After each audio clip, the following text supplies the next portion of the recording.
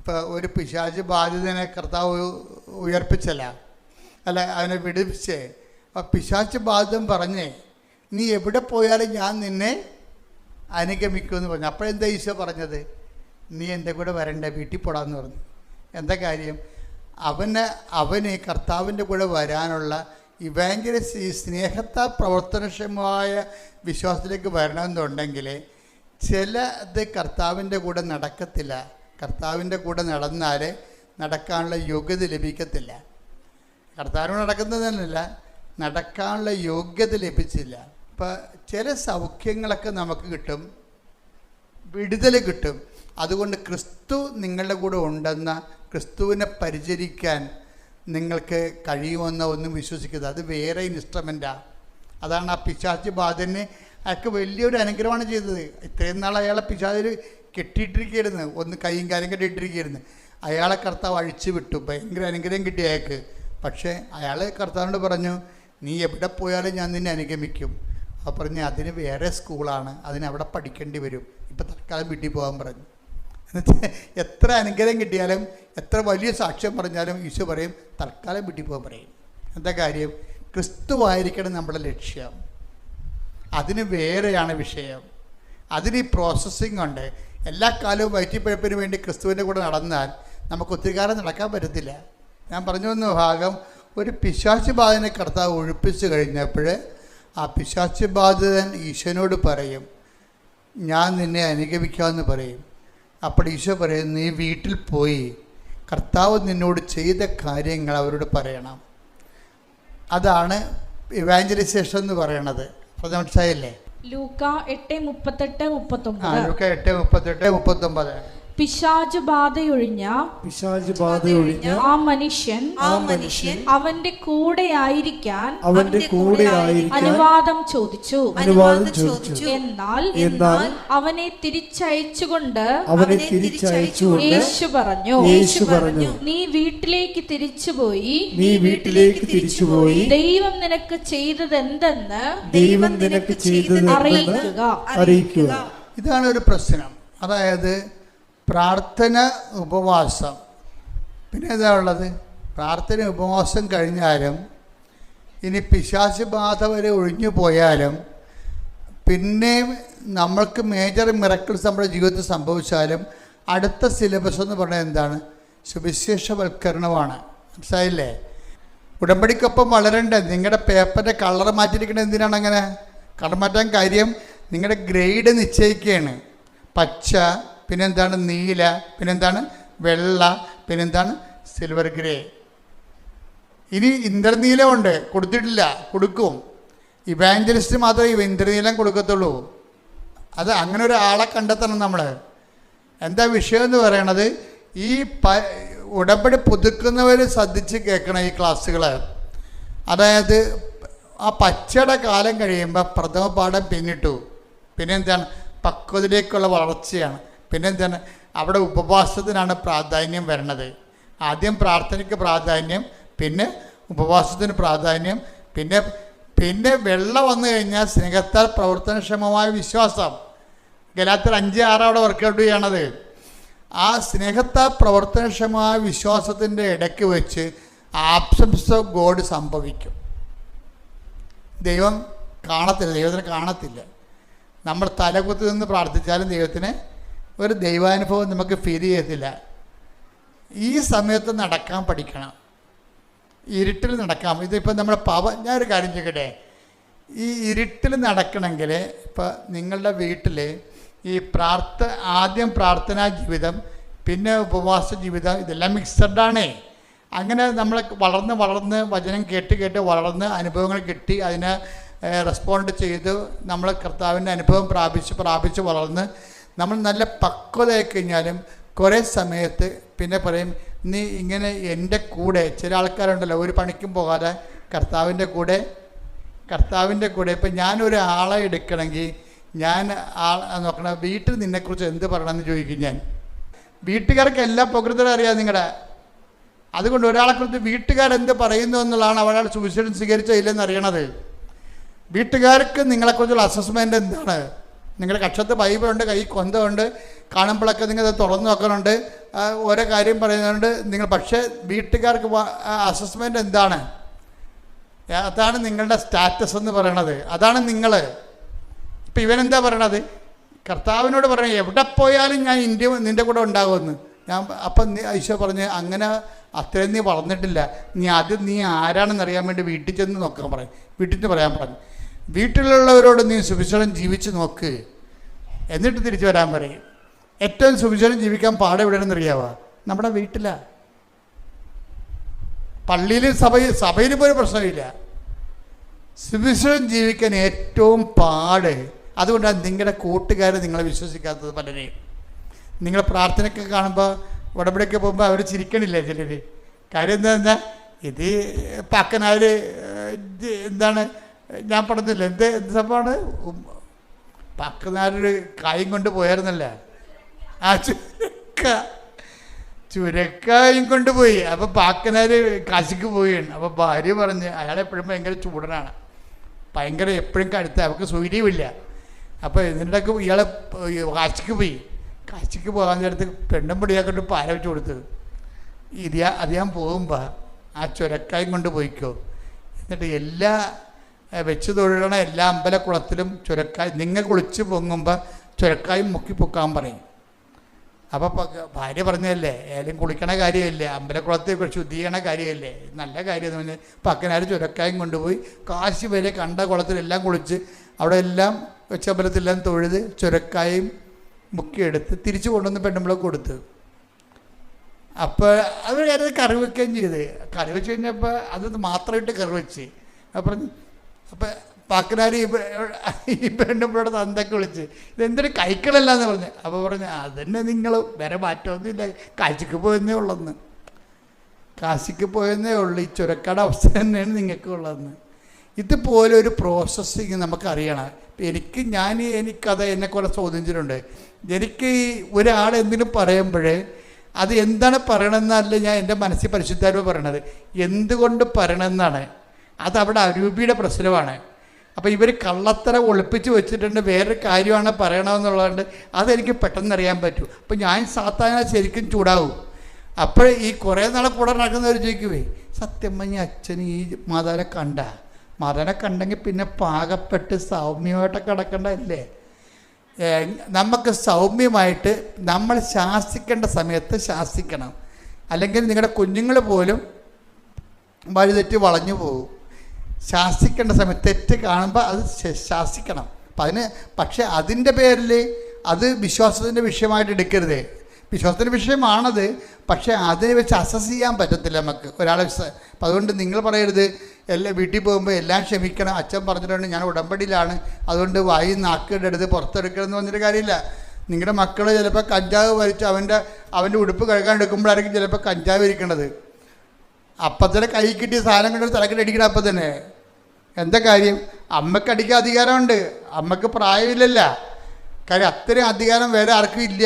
കാര്യം നിങ്ങളുടെ ഇൻവെസ്റ്റ്മെൻ്റ് അല്ലേ അത്. അപ്പം അമ്മ ഉള്ളിടത്തോളം കാലം എത്ര പേരാണ് വിശുദ്ധിയോട് ജീവിക്കണത്? ആരെങ്കിലും ഇന്ന് വെടിപ്പും മെനയുമായിട്ട് ജീവിക്കുന്നുണ്ട്, ഒരു കാര്യം അവരുടെ അമ്മയാണ് എൻ്റെ കാരണം. കാര്യം അമ്മയുടെ ശാസനയിലും കാര്യം അമ്മയ്ക്കൊരു ഗുണമുണ്ട്, അമ്മ എത്ര ഉപദ്രവിച്ചാലും അമ്മയുടെ സ്നേഹത്തെ അവിശ്വസിക്കത്തില്ല മക്കൾ. എന്താ കാര്യം? ആ സ്നേഹം അവർ അനുഭവിച്ചിട്ടുള്ളതാണ്. അതുകൊണ്ട് അമ്മയുടെ സങ്കടം കൊണ്ടാണ് അടിക്കണമെന്നേ മക്കൾ വിചാരിക്കത്തുള്ളൂ. കാര്യം ദൈവം കഴിഞ്ഞാൽ പിന്നെ അമ്മയേ ഉള്ളൂ, അത് കഴിഞ്ഞാണ് അച്ഛനുള്ളത് വിശ്വാസ പഠനങ്ങളിൽ. അപ്പം അതുകൊണ്ട് ഞാൻ പറഞ്ഞു, ഉടമ്പടി എടുത്തും പറഞ്ഞുകൊണ്ട് നിങ്ങളെല്ലാം കൂടി ഉറിയക്കരി ഇരുന്നിട്ട് അവസാനം മക്കൾ പോക്കൃത്തരങ്ങാണ്ട് ജീവിക്കുന്ന കുറേ ആൾക്കാരില്ലേ. കുറേ വിശുദ്ധന്മാരും ഭക്തന്മാരുടെയും മക്കൾ വഴിപിഴച്ചവരാണ്. അതെന്താ കാര്യം? അവർ വിശുദ്ധി കീപ്പ് ചെയ്യാൻ വേണ്ടി വാഗം മിണ്ടാ പ്രാണികളായിട്ട് നടന്നിട്ട് മക്കൾക്ക് അവരുടെ അത് തരമായിട്ട് എടുത്തിട്ട് അവർക്ക് അവരുടെ ഇഷ്ടം പോലെ അവർ ജീവിക്കും. അത് ഞാൻ ഇടവകെ കണ്ട കാര്യങ്ങളാണ്. അപ്പം അതുകൊണ്ട് നിങ്ങളെപ്പോഴും ശ്രദ്ധിക്കേണ്ട വിഷയം ഇതാണ്. ഈ ഉടമ്പടിയുടെ വിഷയത്തിൽ നമ്മൾ വിഷയവും വിശ്വാസ വളർച്ചയും വളരെ ബന്ധപ്പെട്ട കാര്യങ്ങളാണ്. കാരണം വിശ്വാസം നല്ലതിനെ സംബന്ധിച്ചിടത്തോളം ഓരോ ഘട്ടം ചെല്ലുമ്പോഴും നമ്മൾക്ക് വളർച്ച ഉണ്ടാകണം, വളർച്ച രേഖപ്പെടുത്തണം. വളർച്ച രേഖപ്പെടുത്താത്തത് കൊണ്ടാണ് അതേ വിഷയം റെക്കർ ചെയ്യണത്. നമ്മളത് പഠിച്ചതാണ്. നമ്മൾ ആ വിഷയം വന്ന് ഇന്ന നിലപാട് എടുക്കത്തുള്ളൂ എന്ന് കണ്ടു കഴിഞ്ഞാൽ പിന്നീട് കർത്താവ് ആ വിഷയം മാറ്റിയിട്ട് വേറെ സബ്ജക്റ്റ്. ഒരു കാര്യം വ്യക്തമാണ്, ആ സമയത്ത് നിങ്ങൾ എന്നോടൊന്നും ചോദിക്കത്തില്ല എന്ന് പറയുന്ന വിശ്വാസത്തിൻ്റെ 3-ാം തലമുറയാണ്. എന്താ കാര്യം? എൻ്റെ കർത്താവിന് എന്നെക്കുറിച്ച് എല്ലാം അറിയാം. ദൈവം അറിഞ്ഞുകൊണ്ടാണ് സംഭവിക്കുന്നത്. അതുകൊണ്ട് ഞാൻ എൻ്റെ അമ്മയെപ്പോലെ ഞാൻ ഹൃദയത്തിൽ സംഗ്രഹിച്ചു. അതാണ് അവിടെ ഈ വിശ്വാസത്തെ, പ്രവർത്തനക്ഷമമായ വിശ്വാസത്തിൻ്റെ ആൾരൂപമാണ് അമ്മ. എന്താ കാര്യം? ഏറ്റവും സങ്കടകരമായ വിഷയം വന്നാലും ഹൃദയത്തിൽ സംഗ്രഹിക്കും. അതെന്താ കാര്യം? അത് യോഹന്നാൻ 16:23 ആ ദിവസങ്ങളിൽ നിങ്ങൾ എന്നോടൊന്നും ചോദിക്കത്തില്ല. ചോദിക്കാൻ എന്തു ചെയ്യും? ഹൃദയത്തിൽ സംഗ്രഹിക്കും. അതേക്കുറിച്ച് സ്വന്തമായിട്ട് ധ്യാനിക്കും. ധ്യാനിച്ച് ദൈവത്തിൻ്റെ പദ്ധതി സ്വന്തമായിട്ട് കണ്ടെത്തും. അതാണ് പരിശുദ്ധ അമ്മ. ശ്രദ്ധിക്കട്ടെ. ഹല്ലേലൂയ. എൻ്റെ പേര് പൗലോസ്. ഞാൻ കൽപ്പറമ്പ് ഫൊറോന ഇടവകയിൽ നിന്ന് വരുന്നു, ഇരിഞ്ഞാലക്കുട രൂപത. ഞാൻ 2024 ജൂൺ മാസം 14 ഉടമ്പടി എടുത്തത്. ഞാനിത് പറയുന്നത് 2ാമത്തെ സാക്ഷ്യമാണ്. പറമ്പും പേരെയും ഞാൻ മറ്റൊരാൾക്ക് എഴുതി കൊടുത്തു. 13 വർഷത്തിന് ശേഷമാണ് എനിക്ക് തിരിച്ചു കിട്ടിയത്. അതാണ് ഞാൻ പറയുന്നത്. ഞാൻ വളരെ വിശ്വസ്തനായ എൻ്റെ സുഹൃത്തിന് എൻ്റെ വീട്ടിൽ ചില കേസ് പ്രശ്നങ്ങളൊക്കെ ഉണ്ടായിപ്പോൾ അതിൽ നിന്ന് രക്ഷപ്പെടാൻ വേണ്ടി ഞാൻ മറ്റൊരാൾക്ക് കൊടുത്തു. പിന്നീടത് പലവട്ടം മറിഞ്ഞു കഴിഞ്ഞാൽ കിട്ടുമെന്ന് ആരോ ഉപദേശത്തിൻ്റെ പേരിലാണ് ചെയ്തത്. അങ്ങനെ പറമ്പ് കിട്ടിക്കഴിഞ്ഞപ്പോൾ ഈ കക്ഷികൾ ഇവിടുന്ന് മുങ്ങി. അവരെ തപ്പി ഞാൻ കുറേ നടന്നു, കിട്ടിയില്ല. പിന്നെ ഞാൻ അവർക്കത് കേസ് കൊടുത്തു.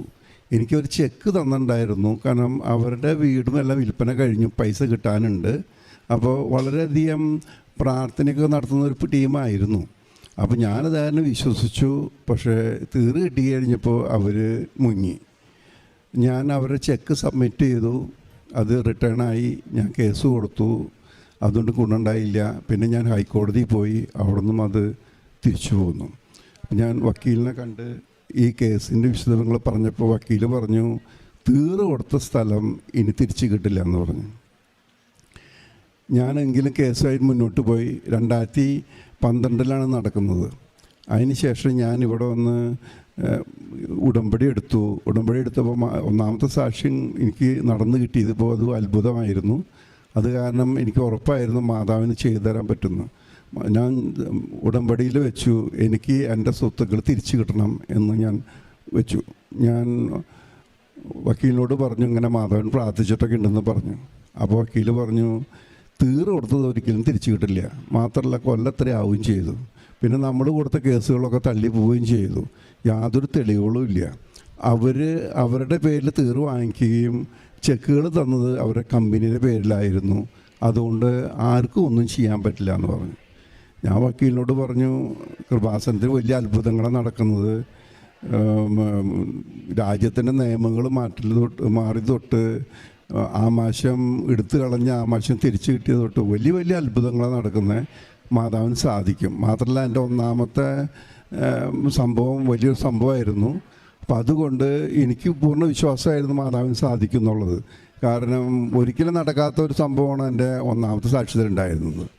അപ്പം ഞാൻ അത് കഴിഞ്ഞ് ഞാൻ എല്ലാ ദിവസവും വിശുദ്ധ കുർബാനയിൽ പങ്കെടുക്കുകയും കുടുംബ പ്രാർത്ഥനയെല്ലാം കൃത്യമായി ചെയ്യുകയും കുമ്പസാരിക്കുകയും എല്ലാം കൃത്യമായി ചെയ്തു. കാരുണ്യ പ്രവൃത്തികളും പിന്നെ പ്രേക്ഷിത പ്രവർത്തനങ്ങളെല്ലാം കൃത്യമായി ചെയ്തു. മാതാവിനോട് ഞാൻ പ്രാർത്ഥിച്ചുകൊണ്ടിരുന്നു. എനിക്ക് മാത്രം ഉറപ്പുണ്ടായിരുന്നു കിട്ടുമെന്ന്, മാതാവ് ചെയ്യുന്നു. മറ്റാർക്കും ഒരു ഉറപ്പുണ്ടായിരുന്നില്ല. കാരണം സാധിക്കില്ലല്ലോ, എഴുതി കൊടുത്ത സ്ഥലം തിരിച്ചു കിട്ടില്ലല്ലോ.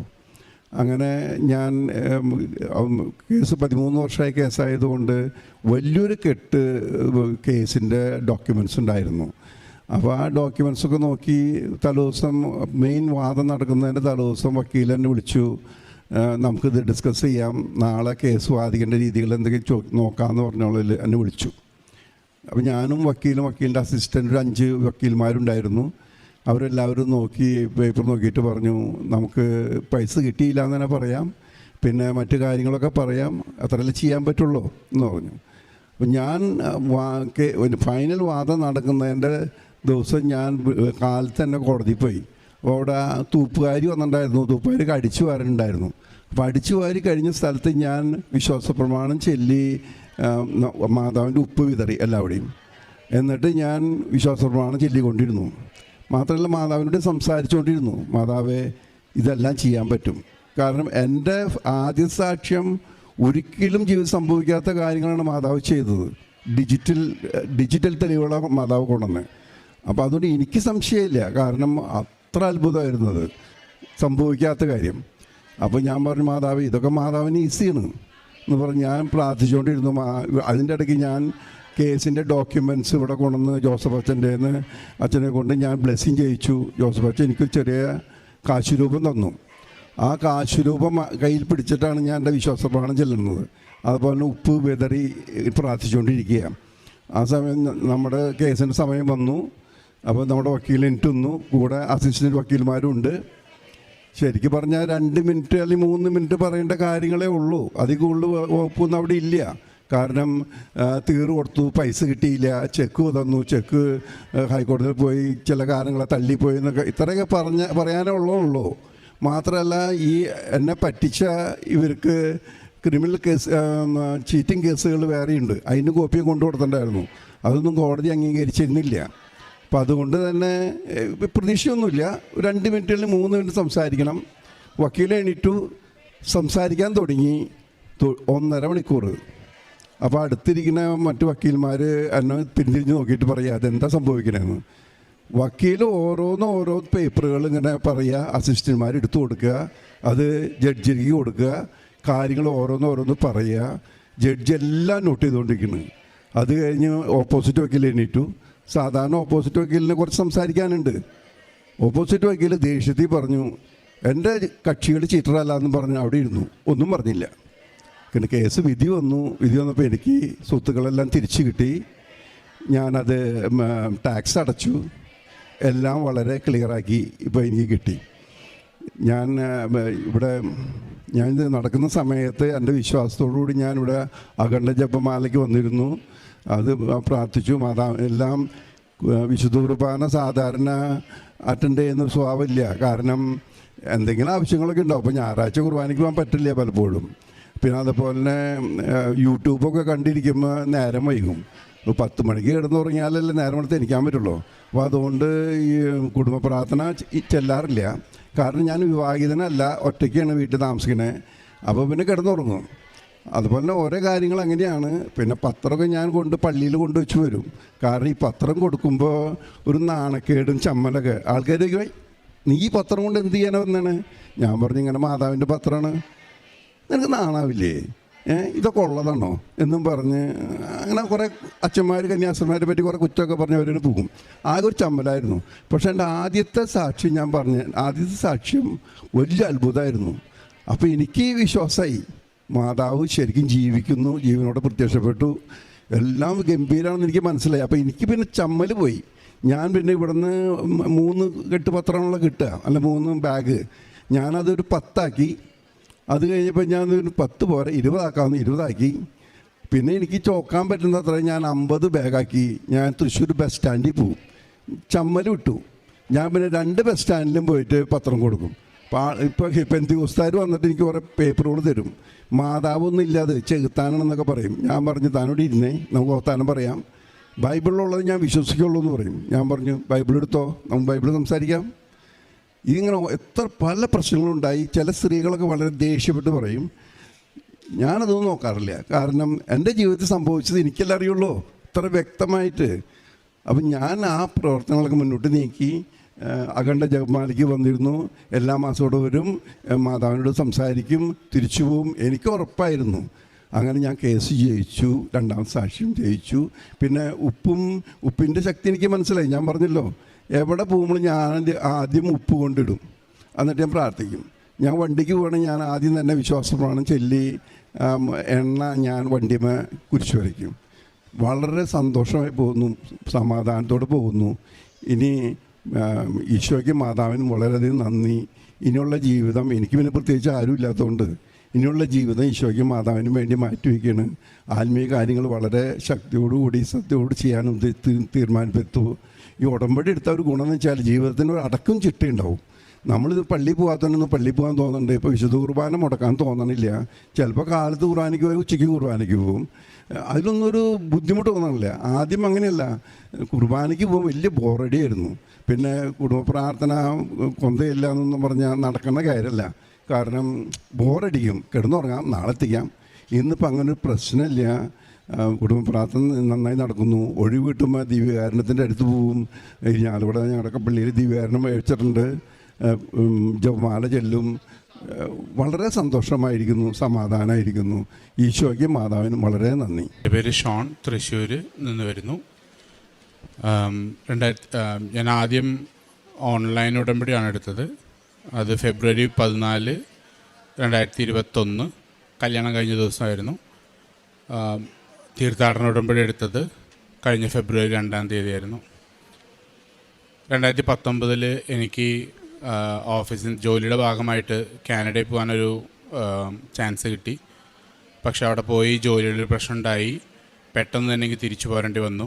വീടിൻ്റെ ഫിനാൻഷ്യലി കുറച്ച് ബുദ്ധിമുട്ടുകൾ ഒന്നും തീർക്കാനോ ഒന്നിനും പറ്റില്ല. 10 ലക്ഷത്തിന് മേലെ ഉണ്ടായിരുന്നു. അതൊന്നും ഞങ്ങൾക്ക് തീർക്കാനോ ഒന്നിനും പറ്റിയില്ല. ഞാൻ വളരെയധികം വിഷമത്തോടുകൂടിയാണ് തിരിച്ചു വന്നത്. പ്രാർത്ഥനയിൽ നിന്നൊക്കെ വല്ലാണ്ട് അകന്നുപോയി. തിരിച്ചു വന്നതിന് ശേഷം ഭയങ്കരമായിട്ട് അകന്നുപോയി. എൻ്റെ അമ്മ ആ നേരത്ത് ഉടമ്പടിയിലായിരുന്നു. അപ്പോൾ എന്നോട് ഇവിടെ വന്ന് ഉടമ്പടി ഇരിക്കാനൊക്കെ പറഞ്ഞായിരുന്നു. പക്ഷെ ഞാനപ്പോൾ അതിനുള്ളൊരു മാനസികാവസ്ഥയിലല്ലായിരുന്നു. ഇല്ല, പറ്റില്ല, ഞാനില്ല എന്നൊക്കെ പറഞ്ഞിട്ടായിരുന്നു നിന്നിരുന്നത്. മമ്മി അന്ന് ജോസഫ് അച്ഛനെ പള്ളിയിൽ പോയി കണ്ടു. അപ്പോൾ അച്ഛൻ പറഞ്ഞു അവനോട് കല്യാണം കഴിക്കാൻ ഞാൻ പറഞ്ഞു എന്ന് പറ, അത് കഴിഞ്ഞിട്ടെല്ലാം ശരിയാവും എന്നൊക്കെ പറഞ്ഞു. ഞാനപ്പോൾ ശരി, അന്ന് കല്യാണം നോക്ക്, ആ കടം അതുവരെ ഞാൻ കടം വീട്ടിയിട്ടേ കല്യാണം കഴിക്കുള്ളൂ എന്നുള്ള ഇതിലായിരുന്നു. എനിക്ക് കല്യാണം നോക്ക് എന്നൊക്കെ പറഞ്ഞു. പക്ഷെ പിന്നീട് ഈ യുക്തി ഒരുപാട് കയറി വരുമ്പോൾ പിന്നെ കല്യാണം കഴിച്ചാലല്ലേ ഓൺ സൈറ്റ് പോകുന്നത്, കാനഡ പോകുന്നത് എന്നുള്ളൊരു തോട്ടായിരുന്നു. പക്ഷെ അവിടെ നിന്ന് ജൂലൈയിൽ കല്യാണം ഉറപ്പിച്ചു. ഇതെൻ്റെ ഭാര്യയും കൊച്ചുമാണ്. ജൂലൈയിൽ കല്യാണം ഉറപ്പിച്ചു. ഓഗസ്റ്റിൽ എനിക്ക് ഒരു ഇൻ്റർവ്യൂ വന്നു. ആ ഇൻ്റർവ്യൂവിൽ ഡിസംബറിൽ യാത്ര ചെയ്ത് കാനഡയിൽ പോകാവുന്ന രീതിയിൽ എനിക്ക് ഒരു ഓപ്പർച്യൂണിറ്റി കിട്ടി. അപ്പോൾ ഞാൻ വിചാരിച്ചു ഓക്കെ, ഇതായിരിക്കും അച്ഛൻ പറഞ്ഞത്. പക്ഷെ എന്നിരുന്നാലും ഓൺ സൈറ്റൊക്കെ പോകുമ്പോൾ ഇത് മതിയോ എന്നുള്ളൊരു തോട്ട് എനിക്ക് ഉണ്ടായിരുന്നു. ആ കൊറോണ നേരത്താണ് ഇതൊക്കെ ഉണ്ടാകുന്നത്. ആ നേരത്തേക്ക് പ്രാർത്ഥന, മമ്മിയുടെ ഒപ്പം ഇരുന്ന് പ്രാർത്ഥിക്കും. അങ്ങനെയൊക്കെ ഉടമ്പടി ധ്യാനം കൂടും. അങ്ങനെയൊക്കെ പതുക്കെ ഞാൻ പ്രാർത്ഥനയിലോട്ട് പിന്നെയും തിരിച്ചു വരുന്നതേ ഉള്ളൂ. ആ നേരത്താണ് ഒരു ആക്സിഡൻറ്റ് ഉണ്ടായത്. ആൻറ്റി കോവിഡായി ഐസൊലേഷനിലുള്ളപ്പോൾ ഫുഡ് കൊടുക്കാൻ പോയി തിരിച്ചു വന്നപ്പോൾ ആക്സിഡൻ്റായി. അന്ന് എനിക്ക് കാൽപാദത്തുമൊക്കെ കുറച്ച് തൊലിയൊക്കെ പോയി, ലിഗമെൻ്റൊക്കെ പൊട്ടി കുറച്ച് പ്രശ്നം ഉണ്ടായിരുന്നു. അപ്പം അന്ന് സ്കിൻ ഡ്രാഫ്റ്റ് ചെയ്യേണ്ടി വരുന്നൊക്കെ പറഞ്ഞു നിൽക്കുന്ന സിറ്റുവേഷനിൽ മുറിവുകളൊക്കെ ഉണങ്ങി തുടങ്ങി, വേദനകളൊക്കെ പോയി. പക്ഷെ കാൽപാദത്തുമുള്ള മുറിവ് മാത്രം ഭയങ്കരമായിട്ട് വേനെടുക്കുക, ഉണങ്ങിയിട്ടും വേനെടുക്കുക. അന്നിങ്ങനെ പ്രാർത്ഥനയുടെ നേരത്ത് ഞാൻ സൈലൻ്റായിട്ട് പ്രാർത്ഥിച്ചു, അമ്മ ഇവിടെ എൻ്റെ അടുത്തുണ്ടെങ്കിൽ എൻ്റെ ഈ മുറിവിൻ്റെ വേദന ഒന്ന് മാറ്റി തന്ന്. അന്നാണ് എനിക്ക് ആദ്യമായിട്ടൊരു ദൈവാനുഭവം എന്നൊക്കെ പറഞ്ഞ പോലെ കിട്ടുന്നത്. ആ നിമിഷം തന്നെ എനിക്ക് ആ കാലിൻ്റെ വേദന മാറി. എനിക്കത് ഭയങ്കര വലിയൊരു അനുഭവമായിരുന്നു. അങ്ങനെയാണ് ഞാൻ ഉടമ്പടി എടുക്കാം എന്നുള്ളൊരു ഇതിലേക്ക് വന്നതും. കല്യാണം കഴിഞ്ഞ് അന്ന് രാത്രി ഞങ്ങൾ ഓൺലൈൻ ഉടമ്പടി എടുക്കുകയുണ്ടായത്. അത് കഴിഞ്ഞ് ആദ്യം ഞാൻ എൻ്റെ കല്യാണം നവംബർ 13-ാം തീയതി എൻ്റെ ബർത്ത്ഡേയുടെ അന്നാണ് പ്ലാൻ ചെയ്തിരുന്നത്. അപ്പോഴാണ് ഡിസംബറിൽ കല്യാണം ഓൺ സൈറ്റ് കാനഡ പോകുന്ന കാര്യം തീരുമാനമായത്. അത് കഴിഞ്ഞ് ചേട്ടന് എത്തിച്ചേരാൻ പറ്റാത്തതിൻ്റെ ബുദ്ധിമുട്ടിലായിട്ട് അത് ഫെബ്രുവരി 14 മാറ്റി കഴിഞ്ഞപ്പോൾ ഞാൻ ചിന്തിച്ചു, ഇപ്പം അച്ഛൻ പറഞ്ഞത് തെറ്റിയില്ലോ, അപ്പോൾ മാതാവ് പറഞ്ഞു അത് തെറ്റിപ്പോയി എന്നൊക്കെ തോന്നി. പക്ഷേ അവിടെ നിന്ന് കുറച്ച് നാൾ കഴിഞ്ഞപ്പോൾ ആ ഓപ്പർച്യൂണിറ്റി അങ്ങോട്ട് ക്യാൻസലായിപ്പോയി, റിജക്റ്റായിപ്പോയി. ആ പ്രൊജക്റ്റ് തന്നെ ക്യാൻസൽ ചെയ്തു. അപ്പോൾ എനിക്കും മനസ്സിലായി ഓക്കെ, ഇത് ചുമ്മാ കളിയല്ല, കാര്യമുള്ള കാര്യമാണ്. കല്യാണം ഫെബ്രുവരി 14-ാം തീയതി ഉറപ്പിച്ചു. 14-ാം തീയതി എന്ന് ഫിക്സ് ചെയ്തു, ഡേറ്റ് ഒക്കെ തീരുമാനിച്ചു. ജനുവരി 16-ാം തീയതി ഒരു രാത്രി എൻ്റെ മാനേജർ വിളിച്ച് പറയണം, നീ പെട്ടെന്ന് തന്നെ കാനഡ പോകണം, നിനക്ക് വിസ ഉള്ളതല്ലേ, എത്രയും പെട്ടെന്ന് പോകണം. ഞാൻ പറയും എൻ്റെ കല്യാണം ഉറപ്പിച്ച് വെച്ചേക്കാണ്, ഇനിയിപ്പോൾ എന്താ ചെയ്യുക, എനിക്ക് പോകാണ്ടും പറ്റില്ല, പക്ഷേ കല്യാണം ഉള്ളപ്പോൾ ഞാൻ എന്താ ചെയ്യുക. അവർ പറഞ്ഞു. അവസാനം കല്യാണം കഴിഞ്ഞ് 3-ാം ദിവസം ഞാൻ കാനഡയ്ക്ക് യാത്ര ചെയ്തു. അത് കഴിഞ്ഞ് അവിടെ പോയി പതുക്കെ ജോലിയൊക്കെ ചെയ്ത് എനിക്ക് കടങ്ങളൊക്കെ വീട്ടാൻ പറ്റി. അതെനിക്ക് വലിയൊരു അനുഭവമാണ്. കാരണം ഈ യുക്തികൾ ഇതെന്തെങ്ങനെ എന്നുള്ള ചോദ്യത്തിനുള്ളതൊക്കെ അൺഡിനേബിളി ട്രൂ എന്നൊക്കെ പറയുന്ന പോലെയുള്ളൊരു കാര്യമായിരുന്നു. അത് കഴിഞ്ഞപ്പോൾ 7 കൊല്ലം ഞാൻ ഇൻഫോസിൽ ജോലി ചെയ്തിട്ടുണ്ട്. ഞാൻ എൻ്റേതായിട്ട് ഞാൻ ജോലി ചെയ്യും, എല്ലാ കാര്യങ്ങളിലും ഇൻവോൾവ് ഒക്കെ ആയിരുന്നു. പക്ഷേ അങ്ങനെ ഒരു റെക്കഗ്നീഷനൊന്നും എനിക്ക് അങ്ങനെ കിട്ടിയിട്ടില്ല. അങ്ങനെ എനിക്ക് അധികം വല്ലാണ്ട് പെർഫോം ചെയ്യാനും പറ്റിയിട്ടില്ല. പക്ഷേ ഈ ഓൺലൈൻ ഉടമ്പടി എടുത്ത് ആ മാസം തൊട്ട് എനിക്കുണ്ടായത് വേറൊരു ജീവിതമായിരുന്നു. എൻ്റെ എല്ലാ ജോലികളിലും എനിക്ക് മാക്സിമം പെർഫോം ചെയ്യാൻ പറ്റുന്നു. എല്ലാവരും കുറേ അവാർഡുകൾ കിട്ടുന്നു. കഴിഞ്ഞ 7 കൊല്ലമായിട്ട് കിട്ടാത്ത ജോലിയിൽ കിട്ടാത്ത ഒരു അവാർഡും എനിക്ക് കഴിഞ്ഞ 4 കൊല്ലത്തിൽ 6-7 എണ്ണം കിട്ടിയിട്ടുണ്ട്. ക്യാഷ് അവാർഡും അല്ലാണ്ട് അപ്രിസിയേഷനും ഒക്കെ ആയിട്ട് ഇഷ്ടം പോലെ കിട്ടുന്നുണ്ട്. ഇപ്പോൾ അതെൻ്റെ ജോലിപരമായിട്ടുള്ള ജീവിതത്തിൽ ഉണ്ടായിരുന്ന ഒരു വലിയൊരു മാറ്റമാണ്. അതുപോലെ ഓരോ കുഞ്ഞു കാര്യങ്ങളായാലും ഇപ്പോൾ കുഞ്ഞു കാര്യങ്ങളെന്ന് പറഞ്ഞു കഴിഞ്ഞപ്പോൾ ഫോർ എക്സാമ്പിൾ ഒരു സ്ഥലത്ത് പോയി കുറേ പണിപ്പെട്ട് കിട്ടുന്ന പാടായിരിക്കും. ഫോർ എക്സാമ്പിൾ കൊച്ചിൻ്റെ പാസ്പോർട്ട് ഇച്ചിരി ബുദ്ധിമുട്ടി കിട്ടുന്ന കാര്യങ്ങളാണ്. പക്ഷെ അതൊക്കെ പെട്ടെന്ന് 2 ദിവസം 3 ദിവസം കൊണ്ടെല്ലാം ചെയ്ത് കിട്ടി. അങ്ങനെ ടിക്കറ്റിനൊന്നും പ്രശ്നമില്ലാണ്ട് കിട്ടി. ഒരു വണ്ടി വാങ്ങി. അപ്പോൾ ഞങ്ങളൊക്കെ വെള്ള മതി, അതാണ് വില കുറവ്, കളർ പോയ കാശ് കൂടും എന്നൊക്കെ പറഞ്ഞ് രേഷ്മിക്ക്, എൻ്റെ വൈഫിന് കളർ വേണമെന്ന് ആഗ്രഹം ഉണ്ടായിരുന്നു. ഞാൻ പറഞ്ഞു വേണ്ട, അതൊന്നും വേണ്ട, വെള്ള മതി. അവിടെ ചെന്നു വണ്ടി നോക്കി. അവർ ബ്ലൂ കളർ എടുക്കുകയാണെങ്കിൽ മാത്രം അതിന് കാശ് എക്സ്ട്രാ വേണ്ട എന്നൊക്കെ പറഞ്ഞു. അങ്ങനെ ഞങ്ങൾ ബ്ലൂ മാതാവിൻ്റെ ഒരു കളറിലേക്ക് എത്തി. ഒരു വീട് വാങ്ങി. അത് കൃപാസന മാതാവിൻ്റെ സെയിം കളറാണ്, ഗ്രേ ബ്ലൂ കളറാണ് വീട് മൊത്തം. അങ്ങനെ പിന്നെ അവിടെ നിന്ന് ദിനം പ്രതി എനിക്ക് എല്ലാ ദിവസവും എന്തെങ്കിലും ഒന്നായിട്ട് എനിക്ക് ഓരോ പ്രശ്നങ്ങളും ഒക്കെ ഉണ്ടാവും. അതിനൊക്കെ ഉള്ള സൊല്യൂഷനും കിട്ടും. അതിൽ മാതാവിൻ്റെ കയ്യൊപ്പും ഉണ്ടാവും. എൻ്റെ സ്വഭാവത്തിലെ ഏറ്റവും വലിയൊരു പ്രശ്നമാണ് എനിക്ക് പെട്ടെന്ന് ദേഷ്യം വരും. ഇപ്പം എനിക്ക് വളരെ കഴിഞ്ഞൊരു 2-3 മാസമായിട്ട് അച്ഛൻ്റെ ഡെയിലി ബ്രെഡ് ഒക്കെ സ്ഥിരമായിട്ട് കാണാൻ തുടങ്ങി, പ്രാർത്ഥിക്കാൻ തുടങ്ങി. അതിൽ സമർപ്പിച്ചിരിക്കുന്ന ഒരു മെയിൻ കാര്യമാണ് എൻ്റെ ഈ ദേഷ്യപ്പെടലൊക്കെ. അതെനിക്കിപ്പോൾ വല്ലാത്ത രീതിയിൽ കൺട്രോൾ ചെയ്യാൻ പറ്റുന്നുണ്ട്. ഇപ്പോൾ ഒരു 10 വട്ടം ദേഷ്യപ്പെടുന്ന സിറ്റുവേഷനിലെങ്കിൽ ചിലപ്പോൾ ഒരു വട്ടത്തിലോ ഒരു വട്ടം ചൂടായാലും അധികം നേരം നിലനിൽക്കാണ്ട് വേഗം പിന്നോട്ട് വന്ന് ഓക്കെ കുഴപ്പമില്ല എന്നുള്ള രീതിയിൽ ശരിയാക്കാനൊക്കെ എനിക്ക് പറ്റുന്നുണ്ട്. ഇതൊക്കെ എനിക്ക് എൻ്റെ ഉടമ്പടി ജീവിതത്തിലൂടെ എൻ്റെ മാതാവും ഈശോയും കൂടി ചേർന്ന് ചെയ്തെന്ന വലിയ കാര്യങ്ങളാണ്.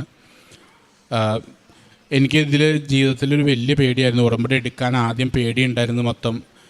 എൻ്റെ അമ്മ ചെയ്യുന്നത് കണ്ട് എനിക്ക് പേടിയാണ്. ഇതൊക്കെ എനിക്ക് നിറവേറ്റാൻ പറ്റുമോ, എന്നെ കൊണ്ട് ഇതൊക്കെ പറ്റുമോ? അതുകൊണ്ടാണ് ഞാൻ ഇല്ല, ഞാൻ ചെയ്യില്ല എന്നുള്ള രീതിയിൽ നിന്നത്. അന്നും അമ്മ പറഞ്ഞിരുന്ന കാര്യം, ഏട്ടാ നീ അത് ചെയ്യേ, ബാക്കി നിനക്കെല്ലാം വഴിയേ ശരിയായിക്കോളും എന്ന് പറഞ്ഞു.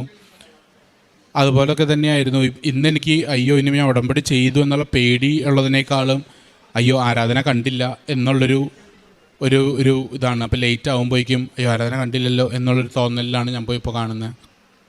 ഒരു നിർബന്ധത്തിനേക്കാളും കൂടുതൽ ഇങ്ങനത്തെ കാര്യങ്ങളൊക്കെയാണ്. അമ്മ മാതാവിനും ഈശോയ്ക്കും എല്ലാത്തിനും ഞാൻ നന്ദി പറയുന്നു.